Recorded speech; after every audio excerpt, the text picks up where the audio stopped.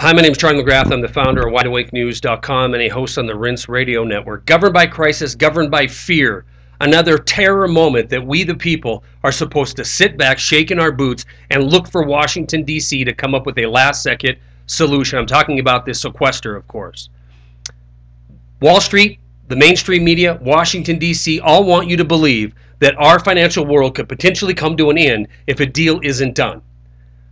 We have to understand the sequestration is a huge, huge deal, but nothing to do with the $82 billion in cuts. Nothing to do with the fear-mongering that's coming out of Wall Street, the mainstream media, and Washington, D.C., and everything to do with another death nail in the coffin of freedom for the people of this country.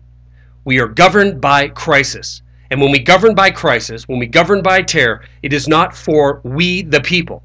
It is for them, these special interest groups that drive the crisis in the first place. We are not being represented. We are stealing money from ourselves and our future in order to pay special interest, in order to keep a $1 trillion a year deficit, broken government in place, so the people that benefit from it will continue to receive the rewards of out-of-control, treasonous government. Governed by crisis, governed by fear. President Obama recently said about the sequestration, if this comes to pass, emergency responders are going to have their ability to do their job degraded. Border agents are going to have reduced hours. FBI agents are going to be furloughed without pay. It's going to get so bad, prosecutors will have to let criminals go. Thousands of teachers are going to be laid off, and tens of thousands of parents are going to be scrambling, looking for daycare. This is a governed by crisis tactic that we must call the bluff on.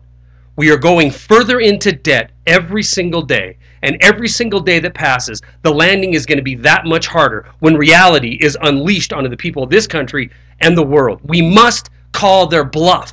$82 billion is what we're talking about. Cut this out of control, special interest driven governance, because it isn't for we the people. We're spending $608 billion a year.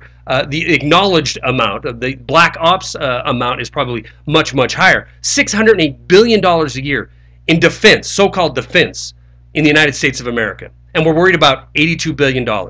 Certainly we must have a foe around the world that is equaling us in this expenditure, equaling us in this destruction of resources in the name of defense. Not even close.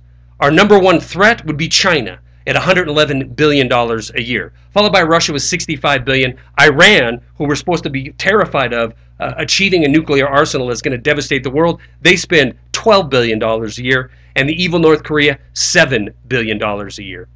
We must call a bluff to this governed by crisis tactics.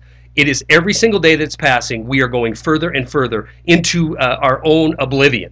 We're being led down this path with the promises of it's going to be for us, we the people, but when in reality, all we have to do is open our eyes and we can see that it's special interest driven from start to finish. The expansion of the security industrial complex, the expansion of the military industrial complex, the expansion of the control of the grip of Wall Street and these too big to fail institutions over our government. This is what's at stake. $82 billion is nothing. The governed by crisis tactics will lead to one place, and it'll be a place that we are indentured servants in our own land. Stories are attached. That's all I got.